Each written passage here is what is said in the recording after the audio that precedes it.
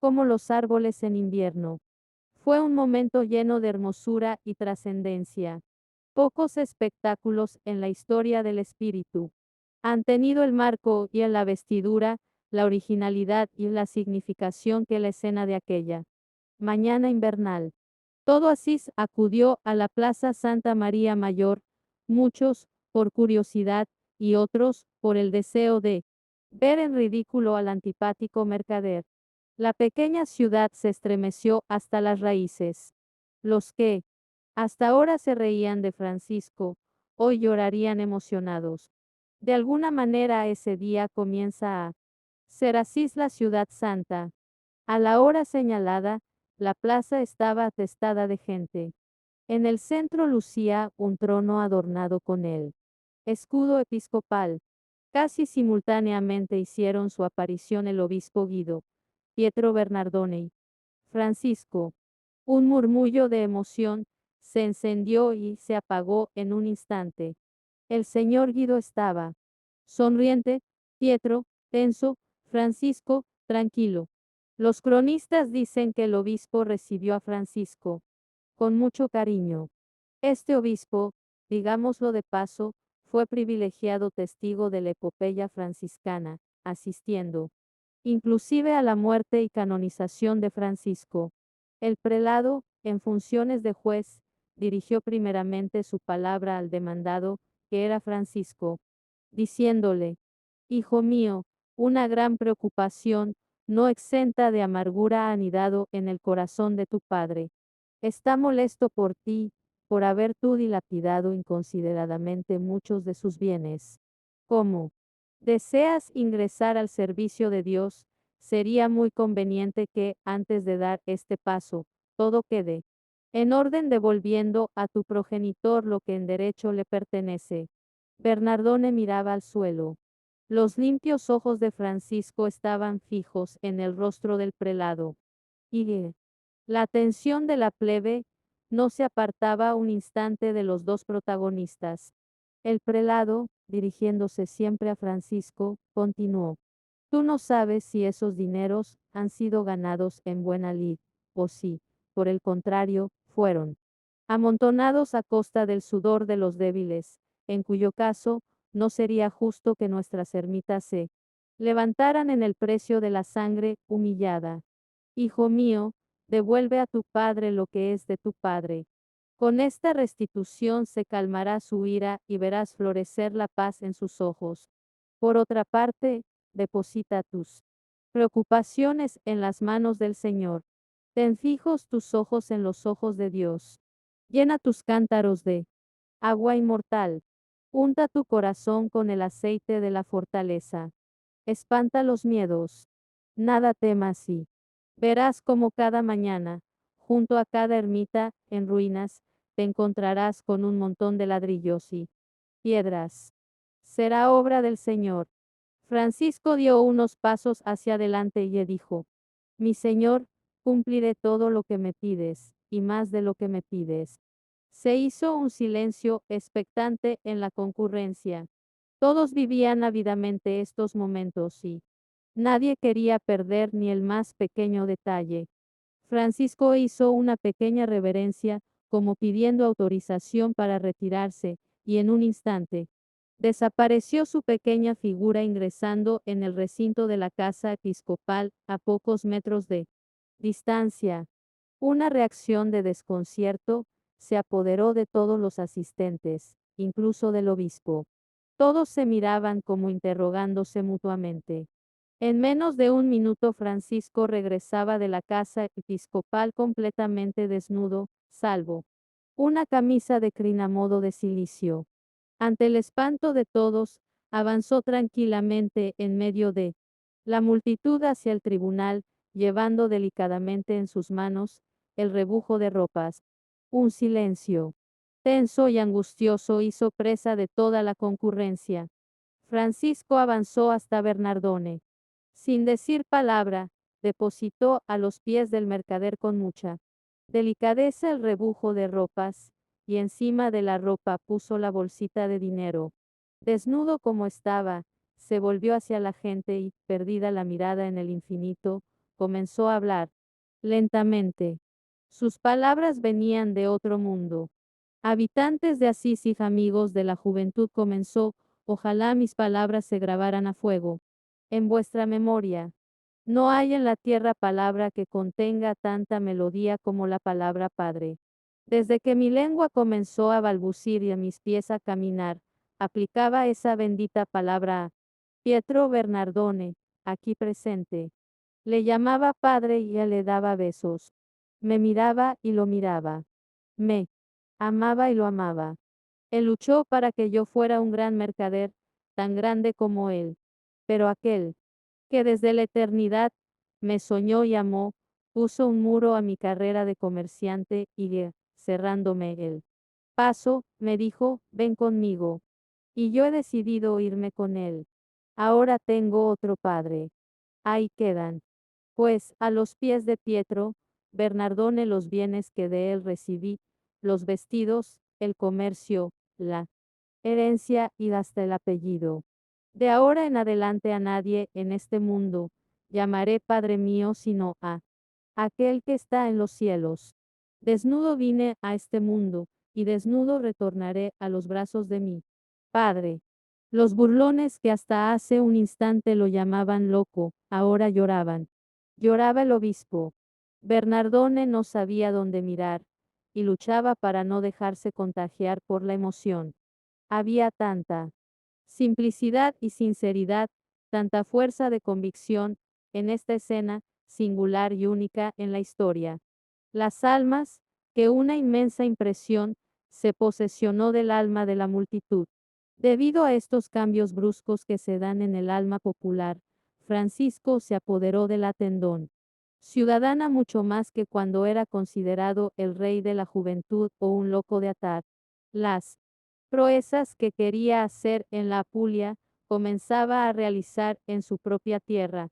La fama con que otrora tan ardientemente soñó, llegó ahora cuando nada le interesaba la fama.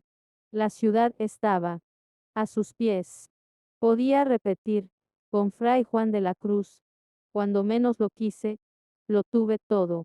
Bernardone se inclinó al suelo, tomó las ropas y la bolsa y sin mirar a nadie, desapareció. Un murmullo de desaprobación surgió del seno de la multitud y perduró largo tiempo. Bernardone llegó a casa llevándose clavada una penetrante espada, forjada por la contradicción, ira, vergüenza y remordimiento, pues, por muy roca que fuese, era imposible que no le alcanzara alguna gota de emoción. ¿Qué no darían por saber la reacción de doña Pica al informarse del gesto profético de su Francisco? Sin duda, como todo el mundo, no pudo retener las lágrimas. Francisco, desnudo, tiritaba de frío, pues eran los últimos días invernales.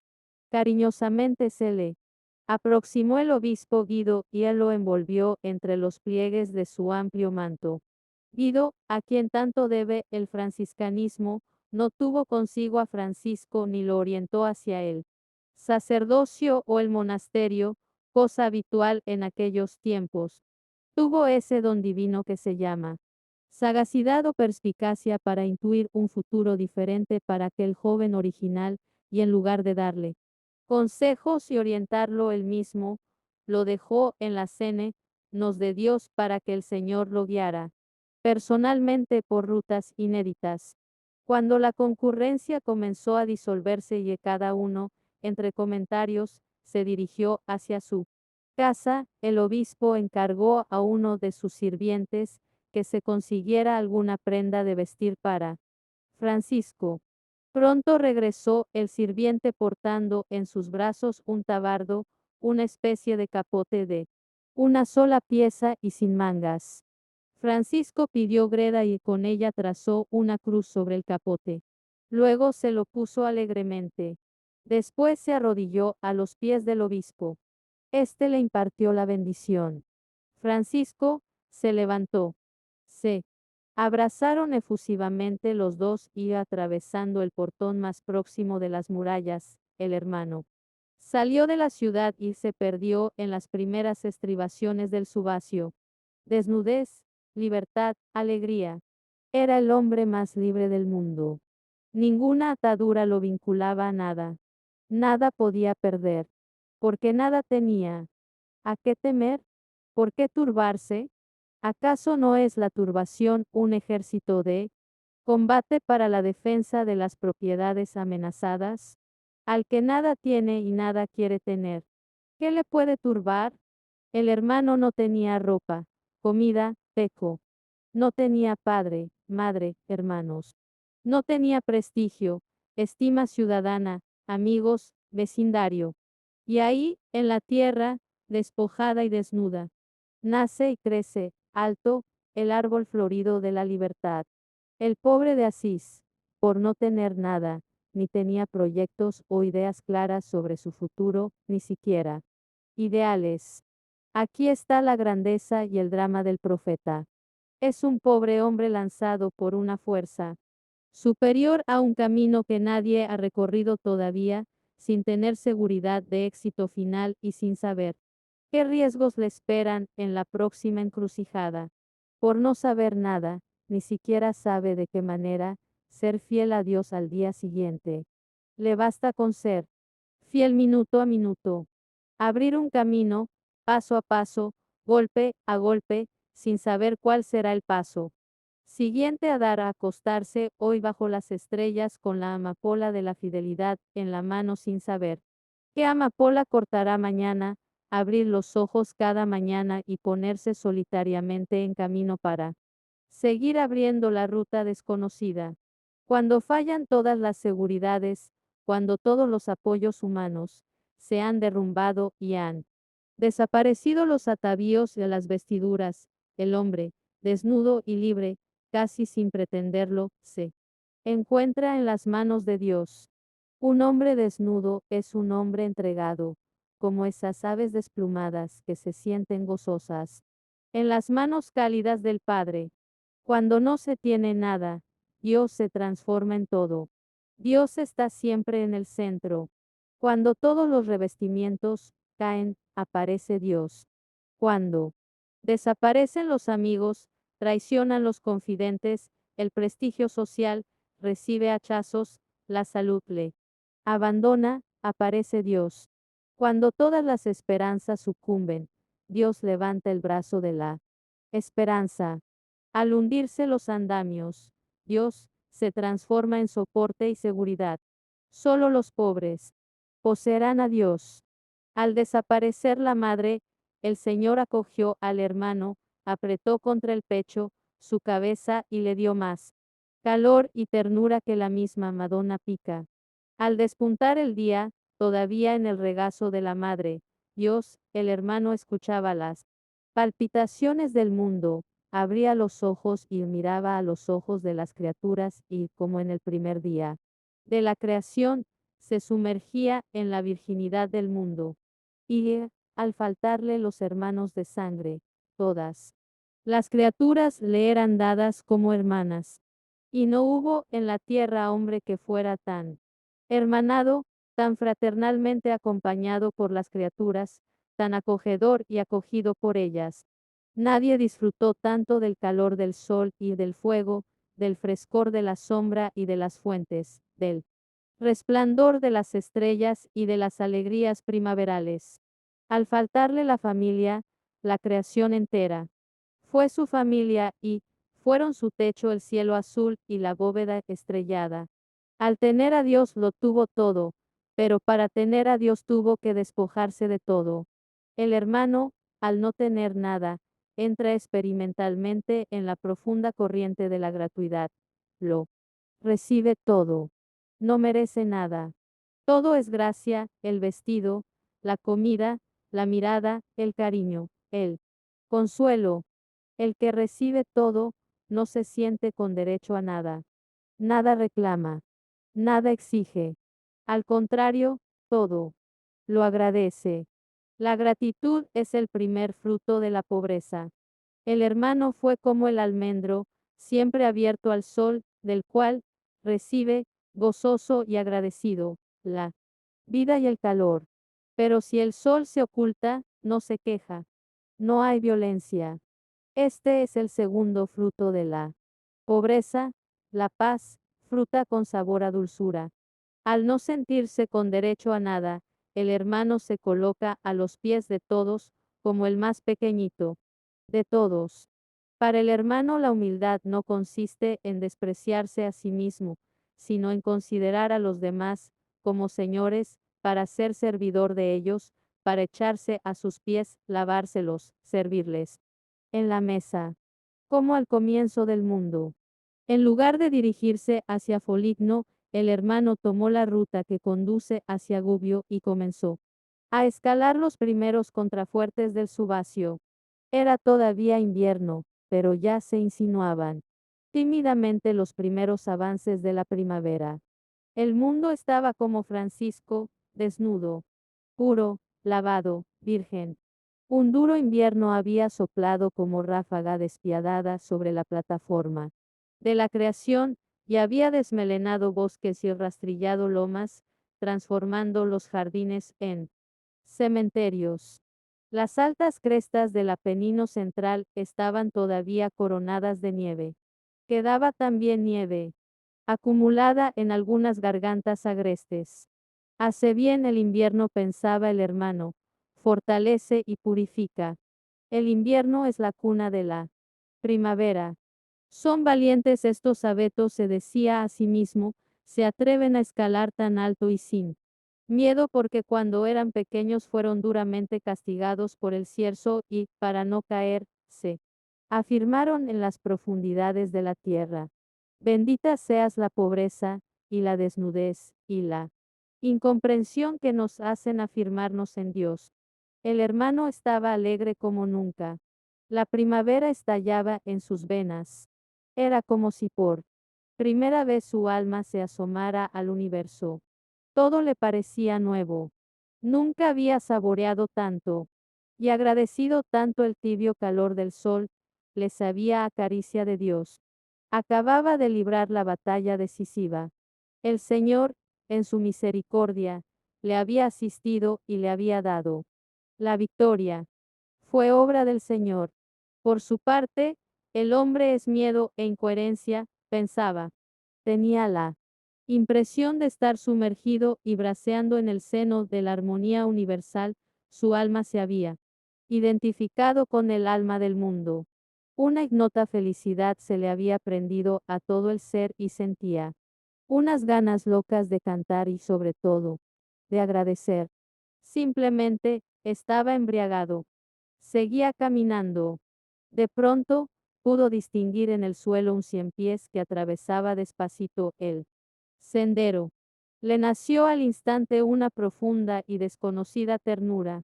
Se agachó, puso delicadamente su dedo por donde tenía que pasar el miriápodo. El gusanito comenzó a escalar lentamente su dedo. Francisco lo miró y admiró largamente, observando con atención sus mecanismos de movimiento. Luego, se aproximó a un arbusto y, con suma delicadeza y paciencia, depositó el ciempiés en la hoja del arbusto, acordándose de que la escritura compara al crucificado con un gusano.